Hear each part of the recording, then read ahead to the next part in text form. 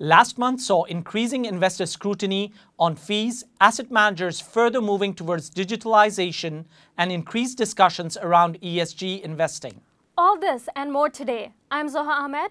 I am Dariush Yazdani. And welcome to AWM News Update.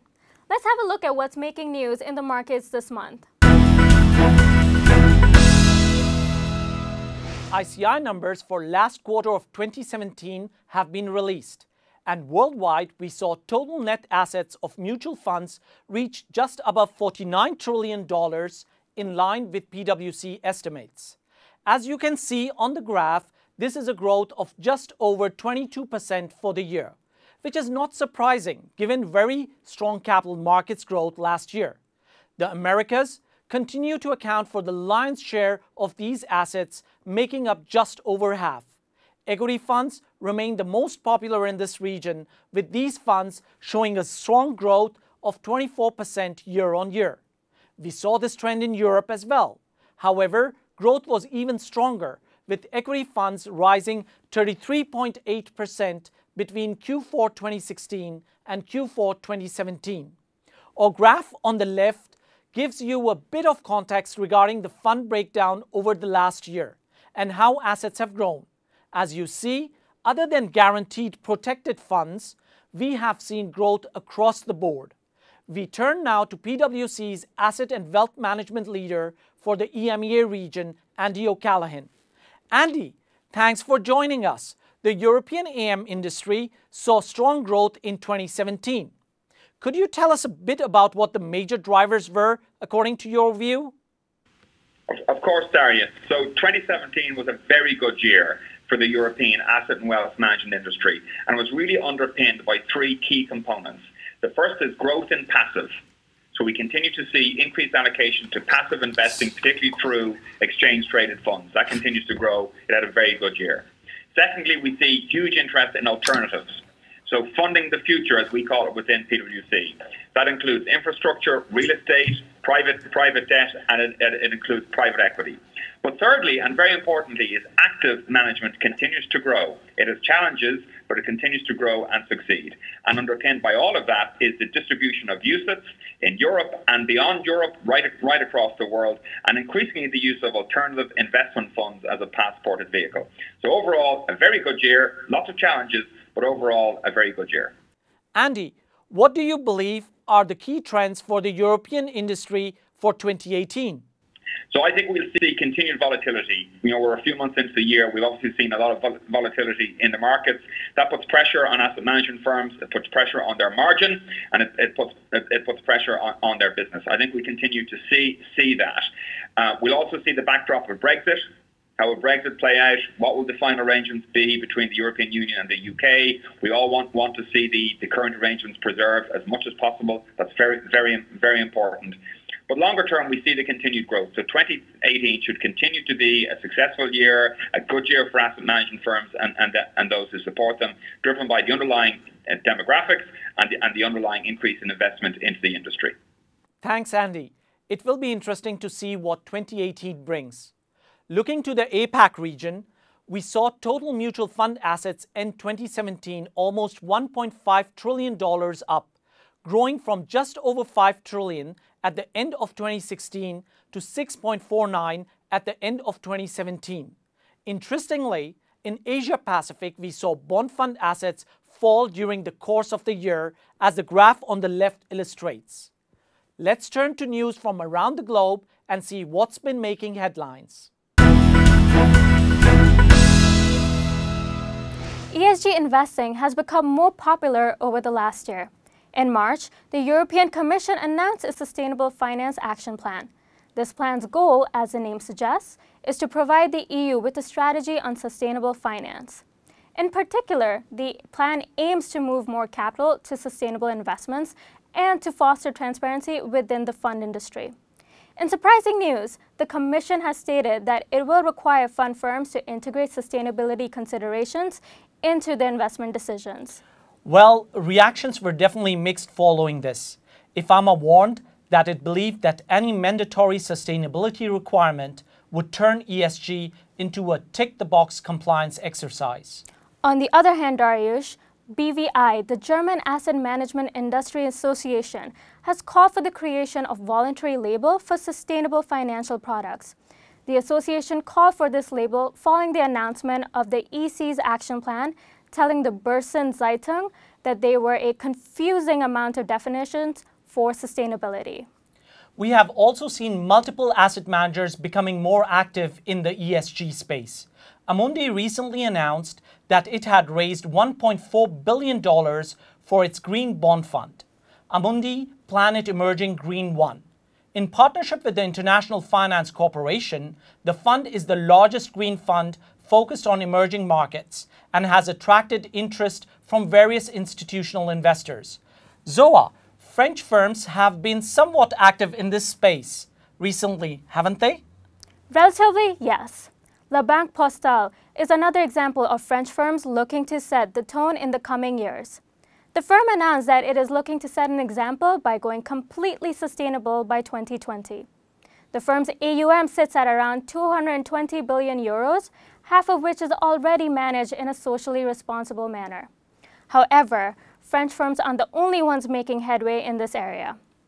Union Investments are planning to use sustainability criteria to set socially responsible investing in places across their entire portfolio. You know what is surprising, Zoa, is that while Europe has seen a strong growth in ESG investments, the US has seen a stronger growth over the 2014-2016 period, according to GSIA's Global Sustainable Investment Review for 2016.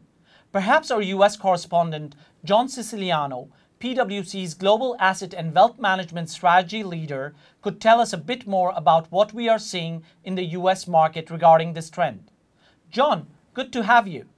With the introduction of the EC's action plan, we are seeing regulatory bodies begin to take an interest on a regional level. Are we likely to see similar developments in the US market? We will not see similar developments in the U.S. market from a regulatory point of view because most regulatory bodies do not have that kind of authority. However, what we will see and already are seeing is an effort by both public defined benefit plans and private defined benefit plans to focus more completely on ESG and the impact of ESG investing. And I think this is a trend that is in its early stages, but that will become much more pronounced in the years ahead. And is ESG investing becoming more pronounced in the US fund industry? There's no question that ESG is becoming more pronounced in this country. And it is an interesting evolution. And if you think about it, the US is decades behind Western Europe when it comes to ESG investing. However, there have been two main reasons that ESG investing is becoming more popular. The first is the influence of millennials in the investment marketplace and their push towards ESG sensibilities. Secondly, there has been much more of a general public awareness around ESG issues that is causing a trend towards evaluating securities and funds from an ESG perspective.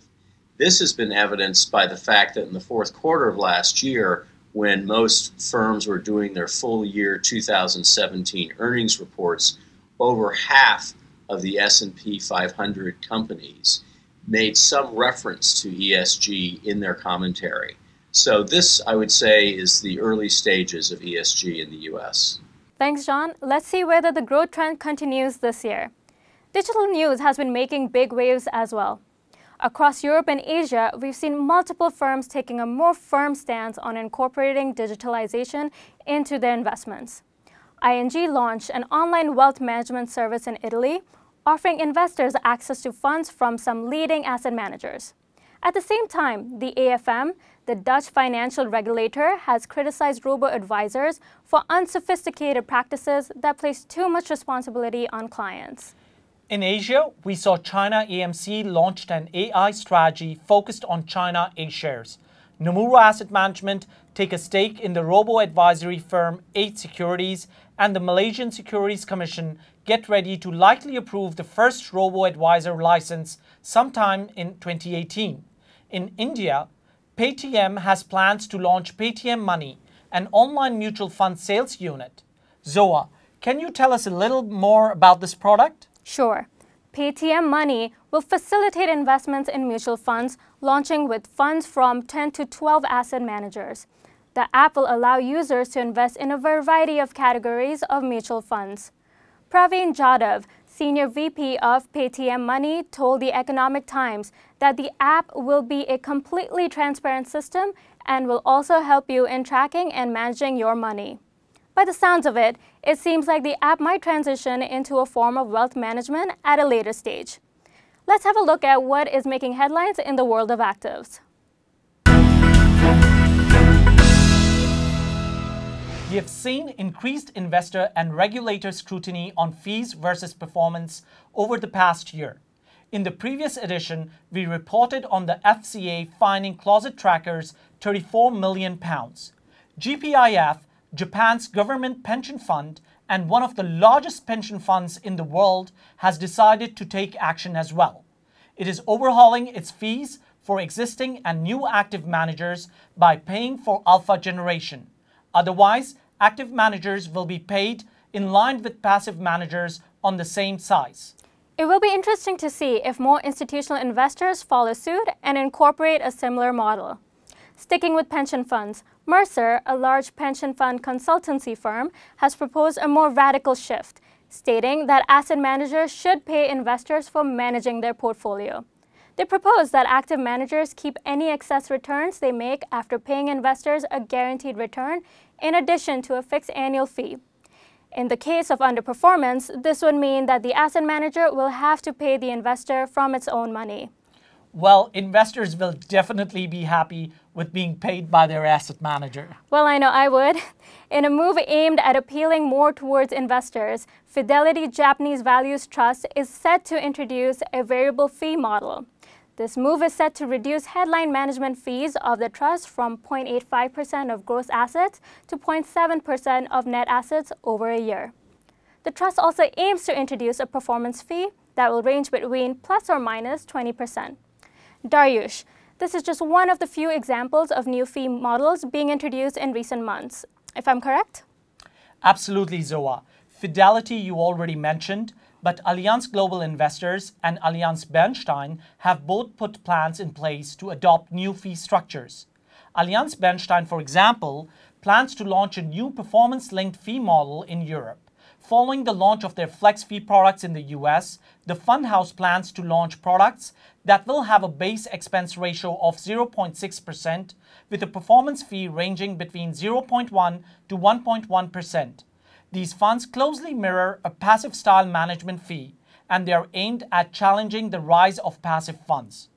Allianz Global Investors has taken a slightly different route, launching new funds in the US that charge little to no management fees if they don't outperform their benchmarks. However, if they do, then the fund house will earn a management fee of up to 120 basis points. So we're seeing these new fee structures becoming more popular with asset managers around the globe. Apart from those you mentioned, Orbis Investment Management and Equitile have also come to market with performance-linked price models in recent years. Exactly. As you said, we are seeing more interest and investors are searching for fund houses that deliver value for money. Let's turn to passive and see what happened in the last month. The soon-to-be-released ETF Connect is set to propel the APAC ETF market to $1.1 trillion by 2022, according to the South China Morning Post. The ETF Connect is a planned addition of ETFs to the Shenzhen Hong Kong Stock Connect and Shanghai Hong Kong Stock Connect. Staying in Asia, the Bank of Japan bought a record $7.82 billion in ETFs in March, according to Reuters. This is the largest amount that the bank has ever purchased, bringing the year's total to 1.9 trillion yen, almost 30% of the central bank's yearly goal. In Europe, Lixer Asset Management has launched 2 new ETFs that are priced along US levels. These new funds have charges of 4 basis points, the lowest in Europe. Experts believe that this move will likely start another round of price cuts by rival ETF providers. In Germany, we are seeing a friendly challenge put forth to the market by Zaurin, a fund of funds specialist. This 10-year contest looks at the performance of actives versus passives, with loser having to donate 1 million euros to charity. Staying in Europe, we saw JP Morgan Asset Management launch its first ETFs on the Frankfurt Stock Exchange at the beginning of the month. The ETFs aim to provide less correlation to the general market and rather to protect institutional investors against a rising market volatility. Now, let's take a look at alternatives. Starting with the big news, the China Investment Corporation, a sovereign wealth fund with more than $900 billion in assets under management, has indicated that over the next 3 years, it plans to increase its exposure to alternatives to 45%. It will focus on stable growth for its alternatives portfolio over the coming years. Well, SWFs aren't the only institutional investors focusing on alternatives. It seems like they are becoming all the more important for pension funds as well. South Korea's police pension fund plans to invest more than $230 million in alternatives this year. The same for the Teachers' Pension Fund, which is increasing its exposure to foreign alternatives, allocating $1 billion to them this year. Pension funds in Europe have also joined the alternative train. A Swedish state pension fund has requested that it be allowed access to illiquid investments following potential changes to the country's pension system. The fund, AP7, currently manages 42 billion euros and has seen strong growth over the last year. PwC's report on the rising attractiveness of alternatives highlighted how these asset classes have become ever more important for SWFs. However, it seems that pension funds are looking to the asset class as well. Absolutely, Dariush. Pension funds allocated 24% of their assets to alternatives in 2016, a 4% increase from 2009. It will be interesting to see how this develops in the coming years. Finally, let's turn to research reports. ESMA recently released a report entitled AIFMD, a framework for risk monitoring. The report aimed to provide a comprehensive description of the EU's AIF market. Presenting key characteristics of AIFs, the report highlights the heterogeneity across AIF types and suggests distinctive features that should be taken into account when looking at potential risks regarding alternative investments. PwC also recently published its latest yearly Global Fund Distribution poster, the 19th edition. The poster highlights the evolution of cross-border distribution hotspot targets and the key markets of leading fund domiciles. PwC's Global Fund Distribution leader, José Benjamin Longret, joins us now to tell us a bit more about the findings of the poster. José, thanks for joining us. Can you give us a brief overview of this year's findings and if there were any surprises? Sure, Dariush. In terms of surprises, what we saw was some unexpected top markets. Korea, South Africa and Curaçao have leapt up in the rankings and become top markets for distribution over the last year. We saw 26 new registrations in South Africa last year, almost a 13% growth. Curaçao saw a staggering 122% growth with 61 new registrations in the year. And in terms of the number of new registrations and new cross-border funds, we saw comparable growth to last year. Concerning what's driving this growth, we see the continued popularity of ETFs as one of the main factors increasing cross-border fund assets. Thanks, Jose. It will be interesting to see what changes in next year's poster and how the industry grows over that time. Indeed, it will. But that's all the time we have this month, folks. Thanks for joining us. Remember to like and subscribe and comment down below to join the conversation. We'll see you next time. See you next month.